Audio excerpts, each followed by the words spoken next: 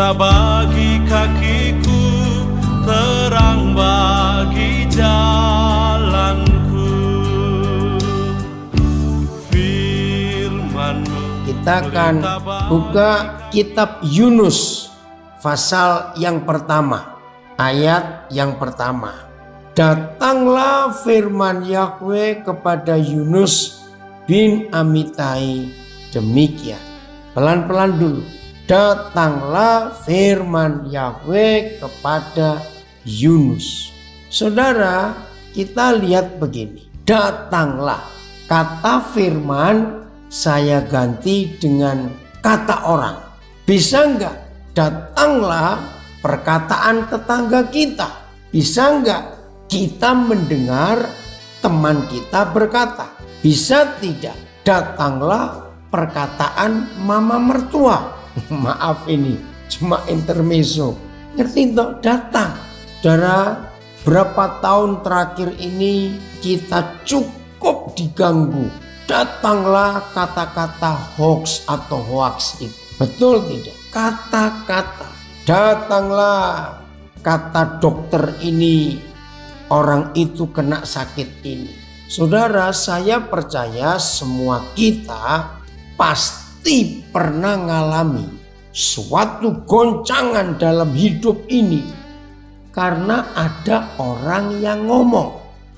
Pasti cukup banyak di antara kita jadi marah karena ada WhatsApp, ya ada app yang masuk tapi ngomongnya ngaco. Nah, itu kan sama artinya dengan datanglah firman Yahweh. Terjemahan yang lain, firman Yahweh datang kepada Yunus. Bahasa Indonesia sehari-hari, pada suatu hari Yahweh berbicara kepada Yunus. MLT. Dan datanglah firman Yahweh kepada Yunus. Firman Tuhan turun kepada Yunus. Datanglah firman Yahweh. Sedemikian. Nah, saya pakai yang BIS, bahasa Indonesia sehari-hari. Pada suatu hari Yahweh Tuhan berbicara kepada Yunus. Pada suatu hari. Nah, saya ingin ulangi lagi sedikit. Pada suatu hari tetanggaku ngomong begini.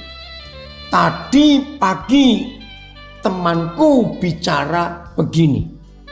Kemarin mama mertuaku ngomong ini. Adikku menyampaikan perkataan ini. Nah, ini bisa langsung kita dengar, bisa lewat apps atau WhatsApp atau sosial media kita. Kita bisa baca apa saja di Facebook kita, Instagram kita. Saudara, bayangkan dalam satu hari berapa ribu kata-kata orang yang kita dengar. Dalam satu hari kita buka televisi, ada berita ini, ada berita itu. Saudara baca koran, baca majalah, ada kata-kata ini, ada berita itu. Itu tiap hari. Nah, pertanyaannya sekarang, apakah semua itu harus kita dengar dan kita terima, termasuk berita-berita hoax atau hoax itu? Jawabannya, maaf. Kalau kita menerima semua kata-kata yang masuk, baik ke telinga, baik lewat HP kita, lewat laptop kita, maaf, itu orang paling bodoh sedunia.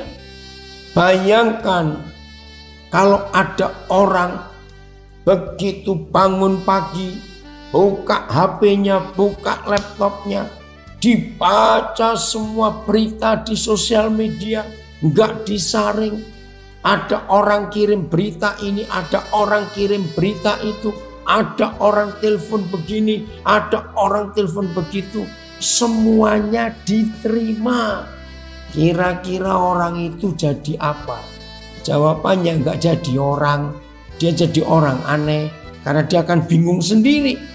Tapi puji Tuhan, kalau saudara dan saya memutuskan hanya ingin dengar Tuhan berbicara apa. Kalau saudara dan saya memutuskan hanya ingin dengar, hanya mau tahu firman Tuhan, yakinkan hidup kita akan jadi hebat, hidup kita akan jadi kuat, hidup kita akan jadi bahagia, hidup kita akan jadi sukacita. Karena firman Tuhan itu menghidupkan, firman Tuhan itu menyembuhkan, firman Tuhan itu buat kita lega, firman Tuhan membuat kita bersukacita. Tapi kata orang ini, kata orang itu, berita ini, berita itu buat hidup jadi kacau, jadi pusing mendengar semuanya itu. Jadi setiap kita harus menyaring, saya ulangi, setiap kita harus menyaring berita apa yang cocok dan yang berguna, bermanfaat buat kita. Harus ya, karena kalau tidak kita jadi orang aneh. Karena semua itu kita terima. Capek bukan? Nah, hari ini udahlah, ambil keputusan. Aku nomor 1 hanya mau dengar firman Tuhan. Tuhan bicara apa kepadaku. Maka kalau firman Tuhan ini sungguh luar biasa, jelas ya, ini keputusan kita untuk memilih hanya firman Tuhan yang nomor 1. Sebab firman itu kebenaran, the truth. Kalau firman itu kebenaran, berarti nggak salah. Puji Tuhan. Nah, ayat 2 Yunus 1. Sekarang, walaupun saudara dan saya dengar firman Tuhan, tetap ditentukan oleh reaksi kita mendengar firman itu. Ternyata tidak semua kita yang mendengar firman itu, firman bisa berguna, bisa bermanfaat, bisa memberi impact, memberi pengaruh, memberi dampak ke kita. Belum tentu. Loh, kok bisa? Lihat Yunus. Begini firman-Nya. Yunus, bangunlah, pergilah ke Niniwe, kota yang besar itu. Berserulah terhadap mereka, karena kejahatannya telah sampai kepadaku. PS-nya, kata Tuhan kepada Yunus, pergilah ke Niniwe, kota besar itu, untuk mengancamnya, karena aku tahu bahwa penduduknya jahat sekali. Nah, Yunus dengar firman. Saya ulangi lagi. Saudara dan saya memutuskan hanya mau dengar firman Tuhan saja. Itu belum tentu baik. Loh, kenapa belum tentu baik? Karena tergantung sikap kita, reaksi kita terhadap firman Tuhan itu. Nah, kalau reaksi kita benar, kalau sikap kita benar, maka firman itu akan berguna buat kehidupan kita. Hanya dengan satu kata yang seorang katakan kepada orang lain, satu kata saja, bisa enggak terjadi pembunuhan hanya karena satu kata? Bisa. Kalau reaksi orang itu salah menanggapi. Maaf, saya beri contoh. Ya, beri contoh.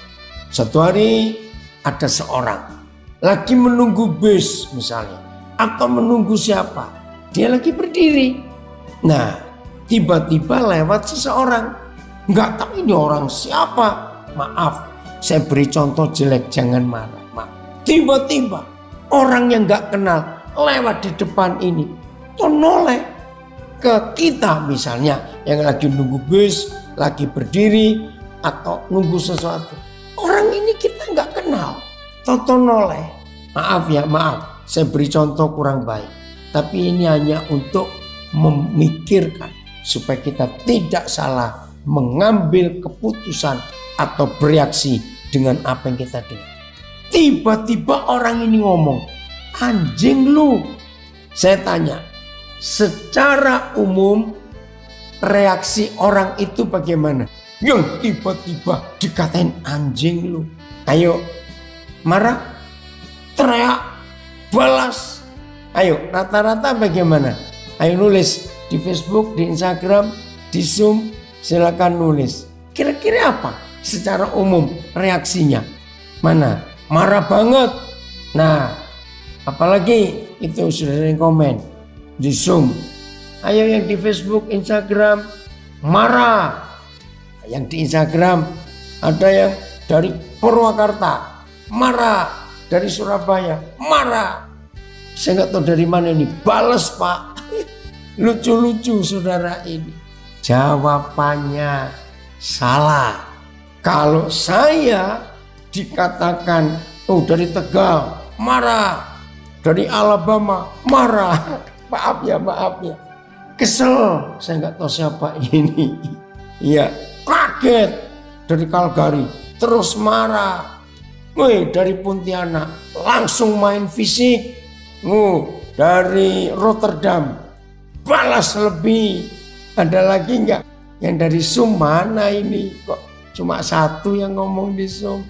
Oke ya, saya akan jawab. Jangan balas. Ada yang bilang lagi, maaf ini lucu. Kalau kita bukan anjing, ngapain marah? Lu betul tidak? Kalau saya ada orang yang bilang anjing lu, saya tanya, yang mana anjingnya? Loh, betul tidak? Saudara jawab dong. Iya, betul. Nah, saya balik sekarang. Kalau yang diajak ngomong anjing lu itu betul-betul anjing, kira-kira reaksi anjing itu diomongin begitu bagaimana? Ini guyon ya. Ada yang ngomong dari Jerman, ngapain marah? Tinggal aja. Orang agak gila. Bukan. Kalau kita bukan anjing, dikatakan anjing, jangan marah. Tanya, anjingnya yang mana? Betul? Nah, betul. Ada yang komen, ya tanyakan, mana anjingnya? Oke, sekarang kita balik. Anjingnya sendiri. Kalau betul-betul dia itu anjing, terus dikatakan anjing lu, sadar nggak saudara? Reaksi anjing itu kira-kira bagaimana? Ayo jawab dong, reaksi anjingnya mendengar firman itu kata. Ini kan bicara soal kata-kata. Saudara sadar anjingnya cuma itu aja. Nggak pusing. Dia mau ngomong anjing, mau ngomong kucing. Buat si anjing biasa saja. Berarti dalam kasus ini ternyata anjing lebih pintar daripada manusia. Manusia dikatakan anjing lu marah. Anjing dikatakan anjing, dia diam saja. Maaf, ini cuma ilustrasi saja. Betul? Ngerti toh saudara? Maka itu kita harus tahu siapa kita dan reaksi kita bagaimana terhadap firman yang kita dengar. Nah, Yunus mendengar perintah. Pergilah kamu ke negeri itu, kota besar itu. Ayat 3 sekarang. Lihat reaksi Yunus. Aduh, itu jangan sampai terjadi terhadap kita ya. Aduh saudara, jangan kita seperti Yunus dalam bersikap. Lihat ayat 3. Ini reaksi Yunus. Jadi semua, kalau saya diundang mengajar, berbagi, semua orang boleh bergabung. Maka itu saya selalu share di Facebook, di Instagram saya untuk semua ikut. Gak apa-apa. Lihat reaksi Yunus. Menyedihkan sekali. Tetapi Yunus bersiap melarikan diri ke Tarsis, jauh dari hadapan Yahweh. Ini reaksinya. Maka itu saya katakan tadi, suka mendengar firman, selalu mendengar firman, itu belum tentu bagus. Karena yang menentukan firman itu berdampak, bermanfaat, berguna untuk hidup kita, yang menentukan bukan dengarnya itu, tapi reaksi. Maka itu saya kasih contoh, maaf, dengan ada orang lewat di depan kita, terus orang itu ngomong anjing lu. Nah, reaksi kita bagaimana mendengar itu? Maaf ya saudara, pasti kita pernah kenal. Ada orang, suka dengar khotbah dari hamba Tuhan siapa saja. Pokoknya didengar. Pernah nggak tahu ada yang nggak berubah hidupnya? Padahal dengar khotbah. Nah ini loh yang kita harus pelajari. Reaksi kita. Yang BIS bahasa Indonesia sehari-hari. Tetapi Yunus malah berangkat ke arah lain. Untuk menjauhi Yahweh. Berangkat ke arah lain. Nah sekarang reaksi kita. Itu yang menentukan. Saya ulangi. Mendengar firman banyak kali. Mendengar khotbah dari banyak pendeta. Puji Tuhan. Tapi reaksi kita. Mau nurut enggak? Ya. Mau nurut tidak? Waduh saudara. Ini yang kita perlu pelajari. Oke, ini ada komen bagus sekali. Life is 10% what happens to you. Hidup itu adalah 10% apa yang terjadi dengan kita. 90% how you react to it. Nah, 90% dari hidup yang kita alami itu adalah tergantung dari reaksi apa yang terjadi dengan kita. Maka itu kita harus menyadari. Nah, saya beri contoh ya. Tolong perhatikan ini baik-baik. Saya sebut 3 murid dari Tuhan Yesus. Thomas, Petrus, Yudas. Ya, coba belajar. Thomas, Petrus, Yudas. 3 saudara kita ini. Lihat hidupnya. Thomas kayak apa? Susah percaya. Semuanya minta bukti. Thomas. Petrus bagaimana? Ampun dah. Nyangkal lagi. Pakai sumpah di Injil Markus. Aku gak kenal orang itu. Sumpah. Kan kurang ajar. Yudas. Aduh, lebih parah lagi. Saudara dengar baik-baik ya. Serius ini. Mengapa yang dimuridkan oleh Tuhan Yesus langsung dan selama Tuhan Yesus jadi guru tidak pernah dia diwakili, misalnya dia capek minta Nikodemus ngajar, nggak pernah. Full yang ngajar Tuhan Yesus, tidak pernah digantikan oleh siapa-siapa. Dan ini yang penting, Thomas, Petrus, Yudas, mereka dengar khotbah yang beda-beda. Maksudnya Thomas dengar khotbah ini, Petrus dengar khotbah itu, Yudas dengar khotbah itu. Ayo saya tanya, mereka dengar khotbah yang sama dari Tuhan Yesus atau mereka dengar khotbah yang beda-beda? Jawabannya sama. Mereka dengar khotbah yang sama. Ngerti? Tapi kok bisa beda-beda reaksinya, sikap mereka. Aduh saudara, ini yang kita harus jadi pelajaran buat hidup ini. Mendengar khotbah langsung dari Tuhan Yesus dan khotbahnya sama, artinya bukan sama terus, tidak. Yang mereka dengar itu yaitu sama. Kenapa? Yudas bisa begitu, Petrus bisa begini, Thomas bisa begono, istilahnya itu. Ternyata reaksi mereka yang beda-beda. Benar. Jadi sekalipun berat harus direspon dengan baik. Itu firman. Maka itu apa saja yang terjadi dalam hidup kita, reaksi kita, itu yang menentukan Jadi kembali contoh, Petrus, Thomas, dan Yudas mendengar firman yang sama. Tapi kok reaksinya bisa beda? Tahu ya konsep ini? Maka itu reaksi kita itu menentukan. Nah, Yunus mendengar firman. Jelas firman Tuhan kepada Yunus. Tapi reaksinya yang salah. Sehingga dia melarikan diri. Nah, jangan terjadi dalam hidup kita seperti Yunus ini, saudara. Karena akan celaka hidup ini. Mari kita buka Matius 13. Matius 13. Semua kita sudah pernah dengar perumpamaan penabur, orang yang nanam benih di padang. Matius 13 mulai ayat yang ke-18. Matius 13 mulai ayat 18. Matius 13 mulai ayat 18. Karena itu dengarlah arti perumpamaan penabur itu. Sekarang ayat 19.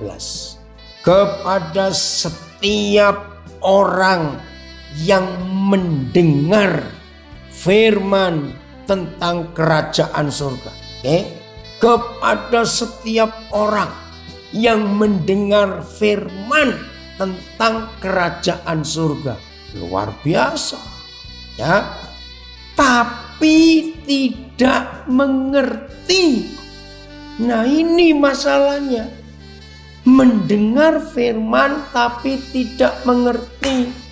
Nah, jahatnya kita manusia.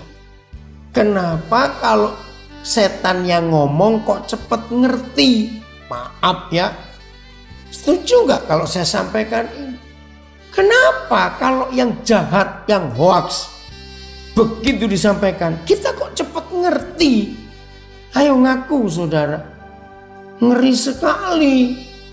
Maka itu hari ini kita harus percaya bagaimana Tuhan bekerja lewat firman-Nya.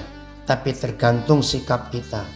Saudara, saya ulangi lagi ayat 19. Kepada setiap orang yang mendengar firman tentang kerajaan surga tetapi tidak mengerti.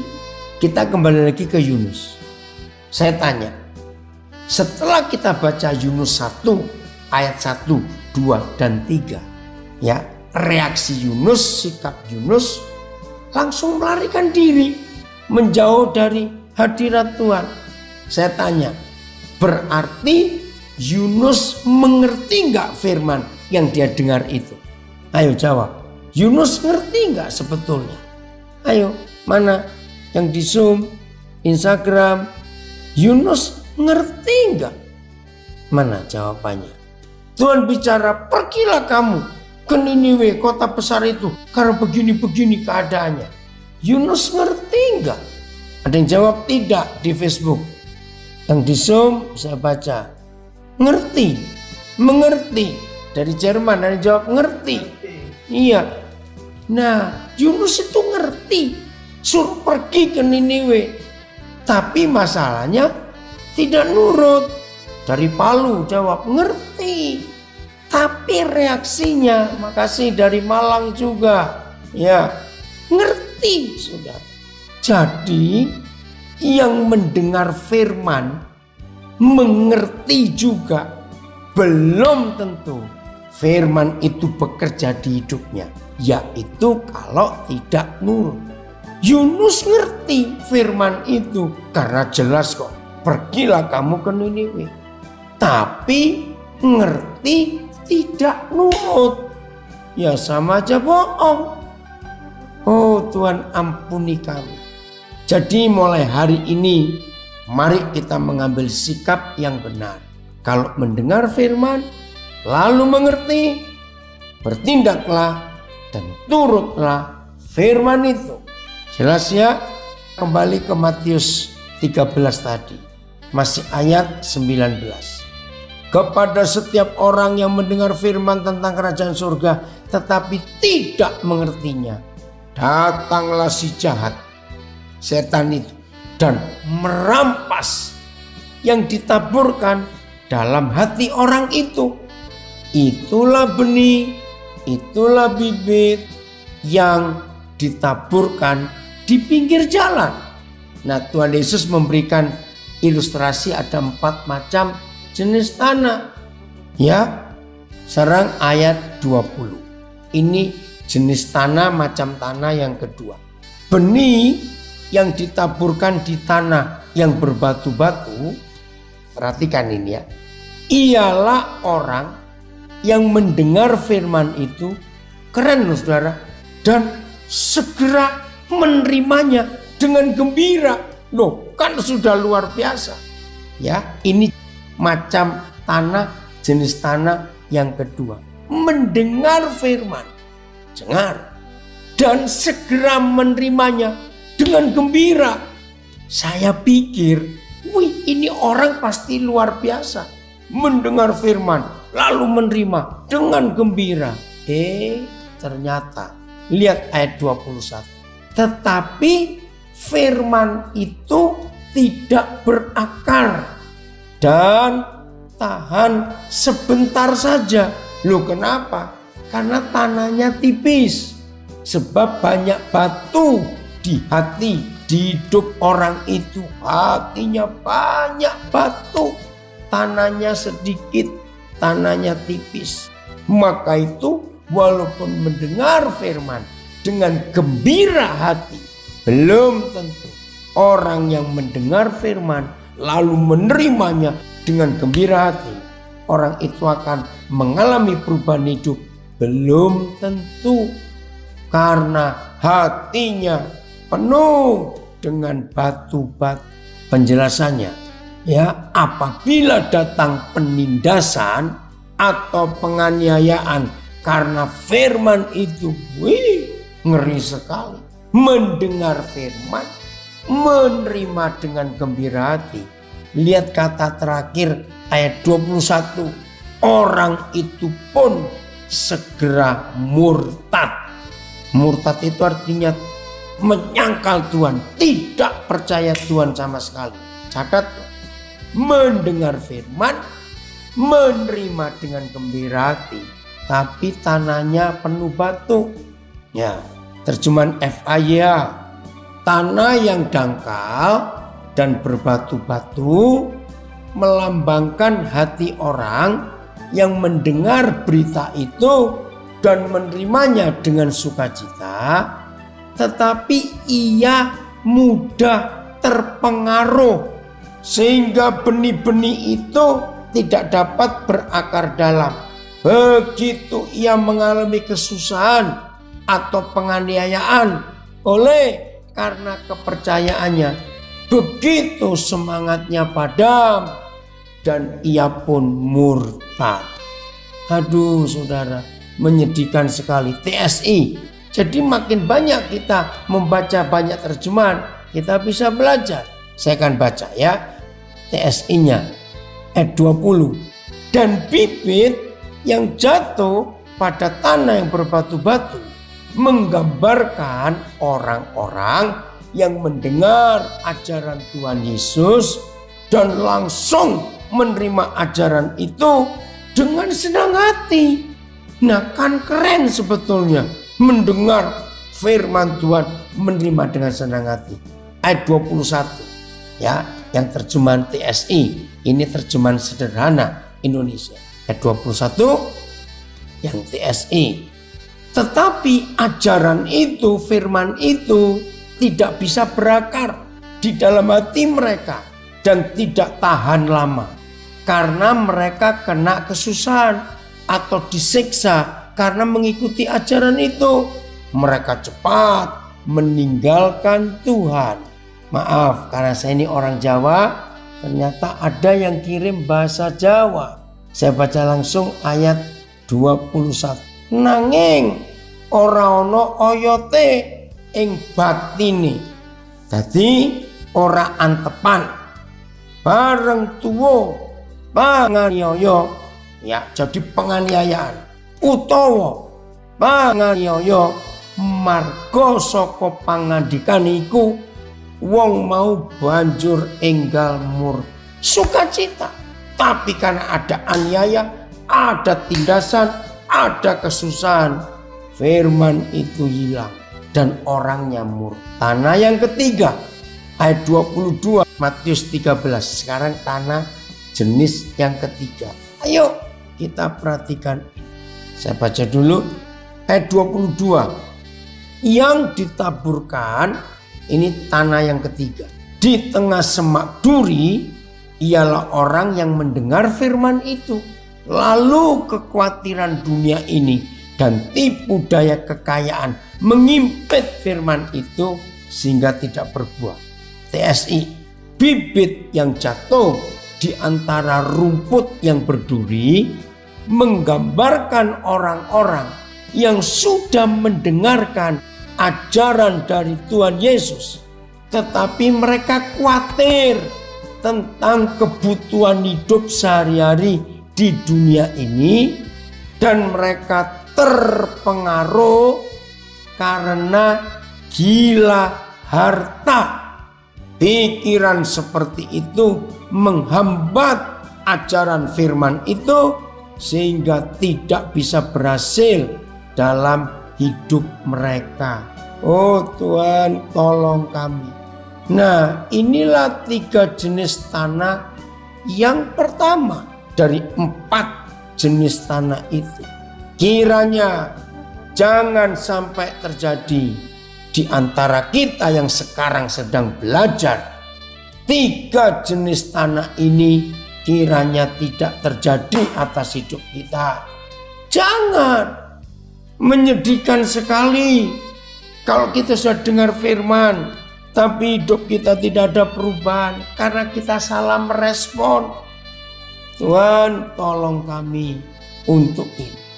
Gila harta, itu terjemahan TSI, luar biasa. Tamak akan uang, khawatir akan kebutuhan sehari-hari dalam hidup ini. Hari ini kita dirubah Tuhan, enggak seperti itu. Nah, tanah yang keempat, ayat 23. Puji Tuhan kalau itu terjadi di hidup kita. Ayo kita berlomba-lomba, kita berusaha untuk menyiapkan tanah hati kita dengan model tanah yang keempat ini. Ayat 23, yang ditaburkan di tanah yang baik ialah orang yang mendengar firman itu dan mengerti, dan karena itu ia berbuah.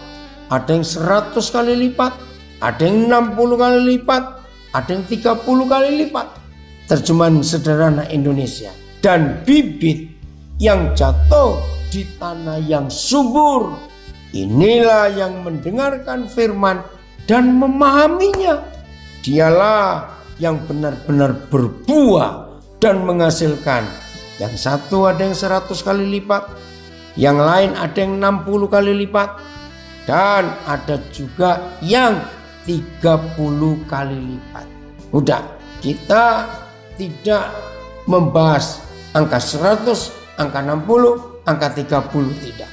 Tapi kita bahas kalau firman diterima dengan baik, hati kita subur, firman itu tumbuh berlipat kali ganda. FAYH, saya akan baca. Tanah yang subur melambangkan hati orang yang mendengar berita itu dan memahaminya, serta pergi dan menghasilkan 30, 60, atau bahkan 100 orang lain bagi kerajaan surga.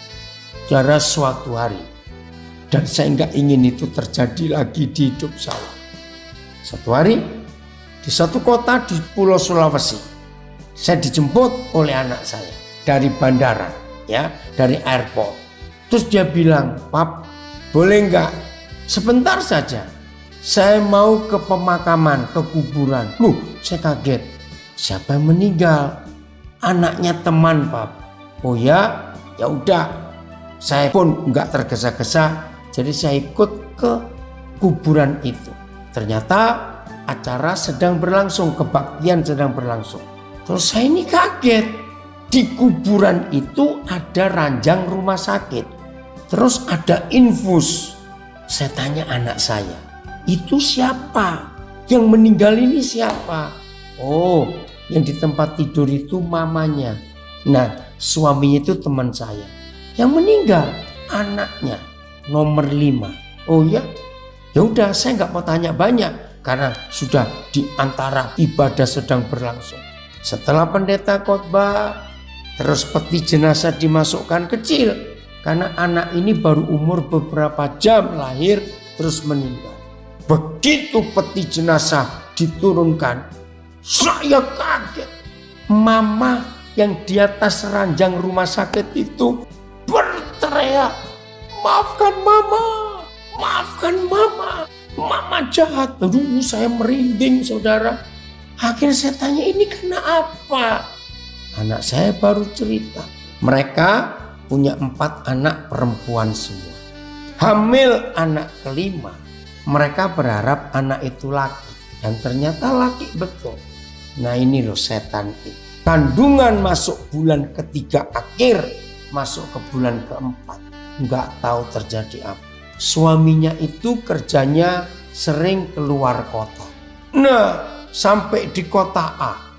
Ada orang kirim apps, kirim WhatsApp iseng. Ibu, bapak lagi di kota A ya. Dan bapak biasanya nginep di hotel B ya, misalnya gitu. Nah si istri ini kaget, siapa ini orang?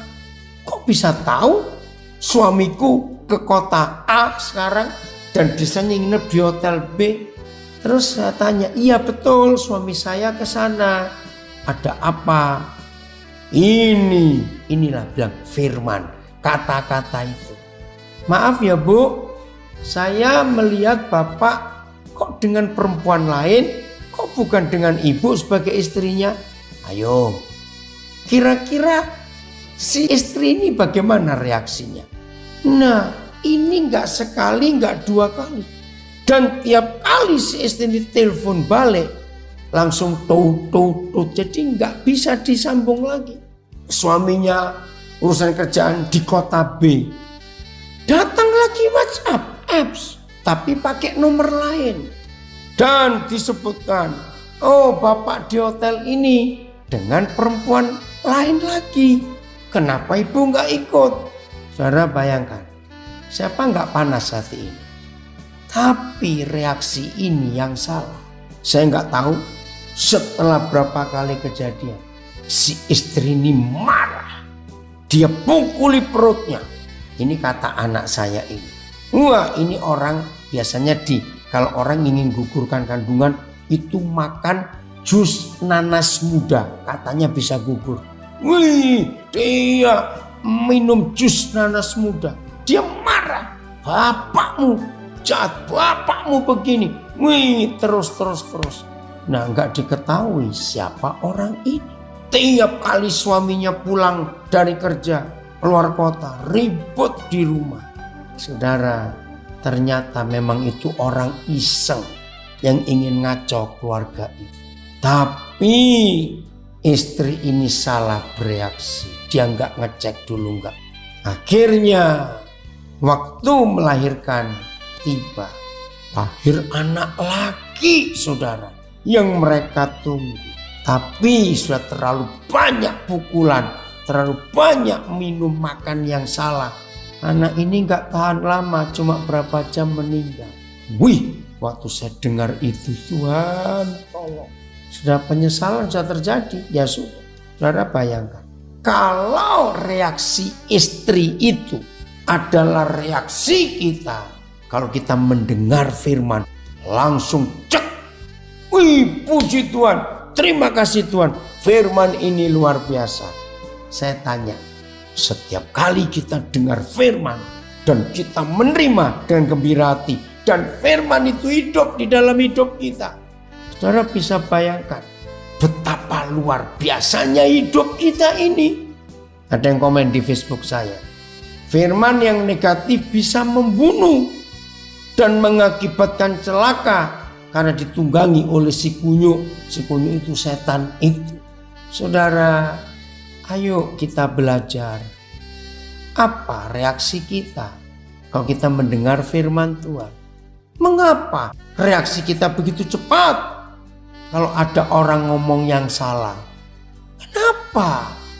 Ayo jujur, yang kita simpan di memori kita ini, yang hoax, yang dari setan atau dari firman yang kita simpan di memori kita ini.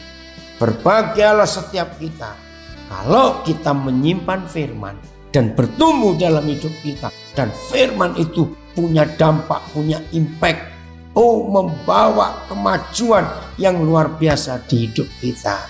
Luar biasa bukan? Ayat terakhir 2 Tawarikh 20. Nah, kita belajar soal reaksi lagi. 10% yang terjadi di hidup kita adalah reaksi apa yang sedang terjadi. Tapi 90% itu adalah cara kita menghadapi kejadian itu. 2 Tawarikh 20 ya. Ayat yang pertama sampai ketiga. Dengan cepat saya akan baca. Setelah itu Bani Moab dan Bani Amon datang berperang melawan Yosafat bersama-sama sepasukan orang Meuni. Datanglah orang memberitahu Yosafat, wajar ini kerajaan diserang musuh.